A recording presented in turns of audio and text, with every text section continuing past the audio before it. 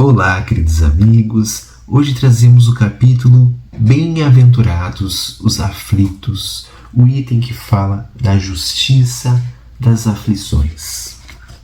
As compensações que Jesus promete aos aflitos da terra não podem ocorrer senão na vida futura. Sem a certeza do futuro, essas máximas seriam um contrassenso. Bem mais, seriam um engodo. Mesmo com essa certeza, compreende-se dificilmente a utilidade de sofrer para ser feliz. Disse, para ter mais mérito, mas então pergunta-se por que uns sofrem mais do que outros? Por que uns nascem na miséria e outros na opulência, sem nada terem feito para justificar essa posição? Por que para uns nada dá certo, enquanto para outros tudo parece sorrir? Mas o que se compreende menos ainda é ver os bens e os males tão desigualmente repartidos entre o vício e a virtude. Ver os homens virtuosos sofrerem ao lado dos maus que prosperam. A fé no futuro pode consolar e fazer ter paciência, mas não explica essas anomalias que parecem desmentir a justiça de Deus. Entretanto, desde que se admita Deus, não se pode concebê-lo sem o infinito das perfeições. Ele deve ser todo poder, todo justiça, todo bondade, sem o que não seria Deus. Se Deus é soberanamente bom e justo, não pode agir por capricho nem por parcialidade. As vicissitudes da vida têm, pois, uma causa, e uma vez que Deus é justo, essa causa deve ser justa. Eis o que cada um deve se penetrar bem. Deus colocou os homens sobre o caminho dessa causa pelos ensinos de Jesus e hoje, julgando-os bastante maduros para a compreender, revelou-a inteiramente pelo Espiritismo, quer dizer, pela voz dos Espíritos. Então, aqui neste item, Kardec nos traz que a revelação, que a doutrina espírita, que é a terceira revelação, que é o Consolador prometido pelo Cristo, ela vem para trazer esta claridade sobre a justiça divina também.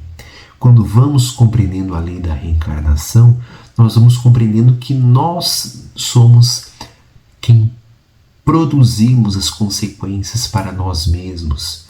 Que as nossas dificuldades, os desafios que nós passamos nesta vida podem ter causa em coisas que nós fazemos nesta vida, em alguns equívocos ou em outras encarnações ou em vidas passadas. E aqui no início, Kardec já inicia dizendo que os ensinamentos do Cristo como este, bem-aventurados os aflitos, os que sofrem, e muitos outros ensinamentos de Jesus só têm sentido se nós temos esta visão da continuidade da vida, de que a vida não acaba com o corpo físico. A vida futura, da existência da vida futura. Então só faz sentido esta máxima, felizes os que sofrem, que sabem sofrer, vendo a existência da vida futura, a continuidade da vida futura. E vamos compreendendo então a utilidade do sofrer, do saber sofrer de forma resignada, fazendo o que nos é possível para abrandar o nosso sofrimento, para abrandar o sofrimento alheio, para passarmos pelos desafios confiando em Deus, confiando no Criador, e fazendo o que é possível ser feito. Porque quando nós olhamos para a nossa vida, vendo nossa vida cotidiana, vendo muitos homens que ainda persistem no mal, mas que se sobressaem, por exemplo, nas questões materiais, né, que são vitoriosos, por assim dizer, por terem altos cargos, altos salários, mas que têm uma vida repleta de vícios e de maldades, muitos. Nós nos questionamos, mas como assim? Onde está a justiça de Deus? Se os maus muitas vezes parecem prosperar. E quando nós vamos olhando com um olhar mais profundo, um olhar de que a vida continua, nós vamos compreendendo o que é verdadeiramente prosperar. Nós vamos compreendendo que, em alguns momentos, por mais que tais pessoas sejam justas, honestas e passam por muitas dificuldades numa encarnação, elas estão sim prosperando, se estão agindo no bem, se estão cumprindo seus deveres dentro do lar, no seu trabalho, na sua vida, sem prejudicar o próximo, estão agindo de acordo com as leis divinas, estão progredindo, e esse é o real progresso. E nós vamos vendo, entendendo, que Deus, ele é justo, infinitamente justo. Se há um Deus, ele tem todas as virtudes de forma perfeita. Ele tudo sabe. Ele é o infinito amor, a infinita sabedoria. E se ele é a infinita justiça, ele não permitiria que a injustiça ocorresse. Ou seja, as vicissitudes da vida têm, pois, uma causa.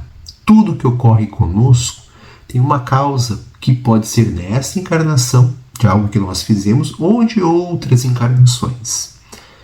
E às vezes a gente não consegue compreender, mas por que eu tenho que passar por isso? Por essas dificuldades. Mas se Deus está permitindo, tem uma causa. Por quê? Se ele é justo, a causa também é justa. Então, quando nós vamos olhando com estes olhos, das causas das nossas aflições, olhando com o olhar do Espírito imortal, vamos compreendendo de forma verdadeira, aceitando os desafios que chegam até nós, confiando no Criador e progredindo verdadeiramente.